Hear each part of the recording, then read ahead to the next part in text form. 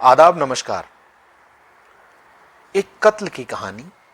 Police कत्ल की जांच कर रही होती है। ना कोई सुराग होता है, ना कोई लीड होती है, ना कोई सबूत। पुलिस एक अनजान रास्ते पे चल रही होती है, लेकिन उसको पता नहीं होता है कि आगे एक और कत्ल और एक और भयानक सच उसका इंतजार कर रहा है। दोस्तों, आज की जो सच्ची घटना है वो मुंबई और उत्तर प्रदेश के बांदा से जुड़ी हुई है। 2023 साल था। मुंबई का एक इलाका है गोवंडी। गोवंडी में एक एरिया है, वहां पे एक कुआं है, सुनसान जगह है, वहां लोग ज्यादा जाते नहीं हैं। और उस सुनसान इलाके में उस कुएं को लोग भूत वाला कुआं बोलते हैं। अक्सर लोग वहां कम जाते हैं, बच्चों को भी मना करते हैं वहां मत जाया करो, वहां भूत प्रेत है, इस तरह की लोगों की मान्यता थी। और लोग डरते थे उस एरिया में जाने से, क्योंकि थोड़ा सुनसान था। कुएं में थोड़ा पानी होता था कभी कभी। सुनसान कुएं के पास बच्चे अक्सर जाया करते थे, घूमने, टहलने, खेलने। और उस कुएं में जो पानी होता था तो कभी कभी बच्चे उसमें नहाते भी थे। ऐसा रूटीन में था। कभी कभी बच्चे जाते करते, कोई बड़ा देख लेता तो उनको डांटता कि मत जाओ उधर। एक दिन 2023 अक्टूबर की बात है। कुछ बच्चे वहां जाते हैं खेलने के लिए, और खेलते खेलते कुछ लोग उतरते हैं नहाने के लिए कि चलो नहाते हैं, इसमें पानी होता है थोड़ा सा। जब अंदर जाते हैं तो एक बच्चा, उसके पैर में कुछ टकराता है पानी के अंदर, तो वो थोड़ा सा अनकंफर्टेबल होता है। हाथ डाल के उसमें चेक करने की कोशिश करता है, तो इंसान के शरीर जैसा कुछ उसे नजर आता है। फिर उसको वो खींचता है, तो ऊपर एक लाश आ जाती है। बच्चे चिल्लाते हैं और चिल्ला के वहां से भागते हैं। भागते हुए जाते हैं, कुछ बड़े लोग खड़े हुए होते हैं, उनसे कहते हैं कि वहां पे एक आदमी पड़ा हुआ है। तो उन लोग को लगता है कि ये कुछ डर गए होंगे, और भूत के प्रेत के लिए फेमस जगह है ये, तो हो सकता है इनको कुछ डर लग गया हो। तो पहले उनको उनकी बातों पे सच्चाई नहीं लगती बच्चों की। फिर बच्चे कहते हैं सब चिल्ला चिल्ला के, नहीं वहां पे एक लाश है। तो लोग जाके देखते हैं, तो पुलिस को कॉल करते हैं। पुलिस आती है, पुलिस लाश को बाहर निकालती है। लाश पे सिर्फ कपड़े थे। कपड़ों के पॉकेट को चेक किया जाता है, कोई आइडेंटिटी कार्ड या और कुछ कुछ नहीं मिलता है। फिर पुलिस आसपास सर्च करती है, कुछ नहीं मिलता। कुछ और दूरी पे सर्च करती है तो वहां पे कुछ बोतलें पड़ी हुई होती हैं। पुलिस को लगता है कि कोई शराब वराब आके पीता होगा। बोतलों के बाजू में देखती तो एक बैग पड़ा होता है, और उस बैग के अंदर छोटा सा एक पर्स होता है। पर्स में कुछ रहता तो नहीं है, लेकिन एक पर्ची निकलती है सादी, और उस पे 10 डिजिट का, 10 अंकों का एक मोबाइल नंबर लिखा होता है। अब पुलिस को लगता है कि हो सकता है यही कुछ लीड दे दे, कुछ सुराग मिल जाए। पुलिस मोबाइल नंबर को लेती है, पर्ची को, और उस पर कॉल करती है। तो कॉल करती है तो वो नंबर बंद होता है, स्विच ऑफ बताता है। अब पुलिस को लगा कि कुछ मिला, लेकिन नंबर ही बंद है। चलो ठीक है, इसकी कॉल डिटेल निकालते हैं, कुछ हो सकता है मिले। उसका सीडीआर मंगाया जाता है नंबर का। तो उस नंबर पे जो सबसे लास्ट कॉल हुई रहती है, पुलिस उस नंबर को शॉर्टलिस्ट करती है और उसी पे फिर से कॉल करती है, दूसरे नंबर जो लास्ट कॉल थी। तो वो फोन पे घंटी जाती है। पुलिस को लगा कि चलो कोई फोन तो उठाएगा ही। कोई फोन उठाता है उधर से। पुलिस इधर से कहती कौन, तो वो कहता आप कौन।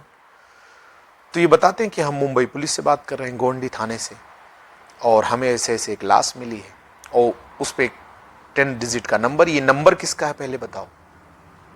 तो वो आदमी कहता है उधर से, ये नंबर मेरे दोस्त का है, और मेरे दोस्त का नाम करण है। तो पुलिस पूछती कहाँ से बोल रहे हो, तो बताता हम बांदा से, और मेरा दोस्त बांदा का ही रहने वाला है। तो पुलिस कहती है कि कहाँ है तुम्हारा दोस्त, उससे बात कराओ। तो वो कहता है कि वो 5-6 दिन हो गए वो है नहीं, वो मुंबई गया अपनी ससुराल वाइफ के साथ, और मुझसे भी बात नहीं हो रही। 1-2 दिन से उसका नंबर बंद आ रहा है, मैं भी परेशान हूँ, स्विच ऑफ बता रहा है। तो पुलिस उसके फोटो लाश का और कपड़े का फोटो, जो कि गल गए थे पानी में भीगे भीगे, तो जो भी उसमें हो सकता था उसका फोटो निकालती है और उस आदमी को भेजती है, और कहती जरा इसको पहचानो। तो कपड़े और लाश दोनों वो पहचान लेता है, वो कहता हाँ ये मेरा दोस्त करण ही है, उसी की लाश है। फिर पुलिस को अब एक क्लू मिल गया कि चलो लाश की शिनाख्त हो गई। लावारिस लाश से अब करण की लाश हो गई, और बांदा का रहने वाला। फिर पुलिस की एक टीम बांदा पहुंचती है, यूपी बांदा। फिर उस आदमी से संपर्क करती है, उसके घर जाती है, करण के उस आदमी के संपर्क से। तो फिर वहां वो बताते हैं कि एक कि मेरा लड़का भी अपनी वाइफ के साथ ससुराल गया था मुंबई, और उसके बाद से उसका पता नहीं। हम लोग भी फ़ोन लगा रहे हैं, फ़ोन बंद है, वहाँ हम किसी को और जानते नहीं। तो फिर वहाँ पे एक कहानी निकल के आती। पुलिस पूछती है कि कहाँ गया था, किसके यहाँ, कौन ससुराल है। तो फिर घर वाले बताते हैं कि एक लड़की रहती थी, गुलनाज नाम था उसका। वो मुंबई की लड़की थी, बांदा भी आया करती थी, उसके कुछ रिश्तेदार कुछ लोग रहते थे तो वहाँ जाती थी। और उसी एरिया में एक करण करण रहता था, वही 20-21 साल उसकी भी उम्र, उसकी। दोनों नज़दीक हो जाते हैं, दोनों काफ़ी करीब हो जाते हैं, शादी का फैसला करते हैं। गुलनाज मुस्लिम कम्युनिटी से होती है और करण हिंदू कम्युनिटी से। अब इंटरकास्ट मैरिज खास करके गांव में होना तो पॉसिबल कम होता है, क्योंकि लोगों का ऐसा मानना होता कि अपनी जात बिरादरी में ही शादी करनी चाहिए। ये बहुत टेढ़ा मसला होता है। दोनों डिसाइड कर लिए होते हैं, वो कहते हैं हम किसी जात पात को नहीं मानते हैं। दोनों के घर वाले भी नहीं राजी होते हैं। गुलनाज बात करती है घर पे तो वो भी मना कर दिया जाता है, और कर्ण के घर वाले। लेकिन कर्ण थोड़ा पढ़ा लिखा था, गुलनाज भी पढ़ी लिखी थी, तो वो अपने घर वालों को समझाता है कि जात पात से क्या लेना देना है, मैं जिसको पसंद करता हूँ मैं उससे शादी करना चाहता हूँ। घर वाले मान जाते हैं, कहते हैं ठीक है भाई, तुम्हें रहना है, बच्चों की खुशी में हमारी भी खुशी। लेकिन गुलनाज के घर वाले नहीं मानते हैं, वो बहुत ही कंजर्वेटिव मेंटालिटी के और सख्त लोग। वो कहते हैं नहीं, हम बिल्कुल नहीं करने देंगे इंटरकास्ट मैरिज। फिर कर्ण गुलनाज दोनों कोर्ट मैरिज कर लेते हैं, और कोर्ट मैरिज करके वहीं बांदा में रहने लगते हैं। बांदा में गुलनाज के घर वाले रिश्तेदारों से पता करते हैं कहाँ है, क्योंकि वो बिना बताए घर से वहां से चली जाती है। कर्ण एक गुमटी चलाता है, छोटी दुकान, वही उसका काम करना और कमाने का जरिया था। दोनों अलग एक कमरा लेते हैं, वहां रहने लगते हैं, और वही गुमटी वाला बिजनेस जो उनका छोटी दुकान चलाते हैं, दोनों रहते हैं। लेकिन गुलनाज के घर वाले नहीं माने रहते, वो पता करते रहते हैं कहाँ है कहाँ है, रिश्तेदारों से पूछते हैं। और गुलनाज को भी एक डर रहता है कि घर वाले कहीं यहाँ आ ना जाए। गुलनाज और कर्ण ने 2022 नवंबर में शादी की थी, और आते आते 2023 अक्टूबर आ जाता है। उसके बाद गुलनाज के फादर एक दिन कॉल करते हैं गुलनाज को, और कहते हैं कि जो भी नाराज़गी थी ख़त्म कर दी मैंने, और तुम दोनों को मैंने माफ़ कर दिया, अब कम से कम दोनों लोग आओ मुंबई घूम जाओ। फिर कर्ण से भी बात करते हैं कि मैंने माफ़ कर दिया, अब आओ घूम के जाओ, और हमारे यहाँ रिवाज है, बेटी की विदाई नहीं की हुई है तो हम विदाई करेंगे और लेना देना भी करेंगे। ये दोनों बहुत खुश होते हैं। गुलनाज की खुशी का ठिकाना नहीं होता है। उसे लगा इतने दिन से मैं 11 महीने से करीब डर डर की ज़िंदगी गुजार रही थी कि अम्मी अब्बू मानेंगे कि नहीं मानेंगे। वो अपने अम्मी से कई बार बात की होती, मनाने की कोशिश कर रही थी, लेकिन वो लोग इग्नोर कर देते हैं और बात नहीं करना चाहते हैं। दोनों खुश, और उसके बाद मुंबई के लिए निकलते हैं। ये कर्ण के घर वाले बताते हैं। यहाँ तक कहानी की नवंबर 2022 में शादी हुई थी, अक्टूबर 2023 में उनका बुलावा आया। इस तरह से उन्होंने कहा मान गए, और उनको बुलाया, इस तरह दोनों मुंबई गए। उसके बाद क्या हुआ क्या नहीं हमें ये अब पता चल रहा है कि मेरे बेटे की डेथ हो गई है। अब पुलिस वहां से निकलती है, और पुलिस को कहीं ना कहीं अंदर लगता है कहीं ना कहीं ऑनर किलिंग का मामला है। पुलिस जाती है, उसके बाद गुलनाज के घर वालों का पता करती है, और पता करने के बाद उसके फादर को बुलाती है पूछताछ के लिए। पहले घर जाती है, सारे लोगों से इंक्वायरी करती है, फिर थाने लेकर आती है, पूछताछ करती है। तब एक कहानी निकल के आती है। जब इन दोनों को बुलाया गया था अक्टूबर 2023 में मुंबई, इन लोग को बुलाया गया, दोनों जाते हैं, और जैसे ही घर पहुंचते हैं गुलनाज और कर्ण दोनों मिलते हैं। यहां अब दूसरी कहानी, मिलते हैं, उसके बाद गुलनाज को छोड़ते हो लोग, उसके घर वाले, उसके फादर और एक दो लोग, और दो भाई, 4-5 लोग करीब, उसमें 2 माइनर भी होते हैं भाई, 5 लोग। कर्ण को कहते हैं चलो किसी और से भी मिलाना है तुम्हें। उसे लेकर एक गाड़ी में लोग जाते हैं, और यही जो भूत वाला कुआं, गोंडी का एरिया सुनसान, वहीं लेकर जाते हैं। इनको उस कुएं के बारे में मालूम था कि यहाँ कोई आता नहीं, कोई जाता नहीं। ये लोग कर्ण को मार देते हैं, कत्ल कर देते हैं उसका, और उसकी बॉडी को उस कुएं में डाल देते हैं।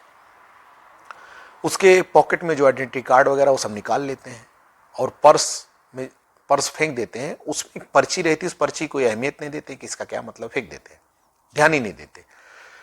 लेकिन वही पर्ची यहाँ सुराग बना। इनको क्या मालूम कि इस पर्ची से क्या हो सकता था। उसके बाद ये चले जाते हैं और घर जाते हैं। घर जाते हैं, गुलनाज पूछती है कर्ण कहाँ है। फिर ये लोग कुछ शक पकाते हैं तो वो ज्यादा पूछने लगती कहाँ है वो, ये हो सकता है उसको अंदर कुछ शक भी रहा हो। फिर उसको भी कहते हैं चलो गाड़ी में बैठो और तुम्हें भी वहीं मिलाना जहां पे कर्ण है। ये बैठ जाती है, इसे गाड़ी में ही इसका गला दबा देते हैं और नवी मुंबई की तरफ गाड़ी घुमाते हैं। वहां जंगल, थोड़ा सा एरिया सुनसान, वहां उसकी बॉडी को फेंक देते हैं।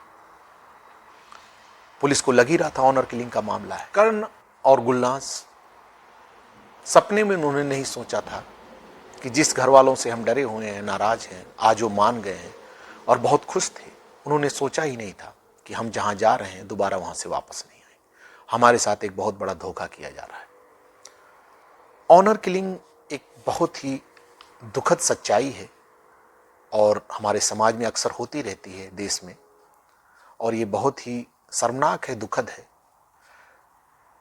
गुलनाज के घर वालों को 1 साल हो गया था शादी किए हुए, उससे रिश्ता खत्म कर दिए थे। चलिए ठीक है, कोई बात नहीं, लेकिन इस क्राइम के रास्ते पे जाने की क्या जरूरत थी। लेकिन इंसान के अंदर जो एक जिद होती है कि हमारी बेइज्जती हो रही है, सोसाइटी में लोग हम पर हंस रहे हैं, लेकिन जो लोग हंस रहे थे आज तो और हंसेंगे जब आपने इतना बड़ा क्राइम कर दिया। तो जो जिंदगी जी रही थी उसको जीने देते, उससे मतलब ना रखते, वो सही था। लेकिन ये क्राइम करना तो कहीं नहीं सही है, किसी हाल में भी नहीं सही है।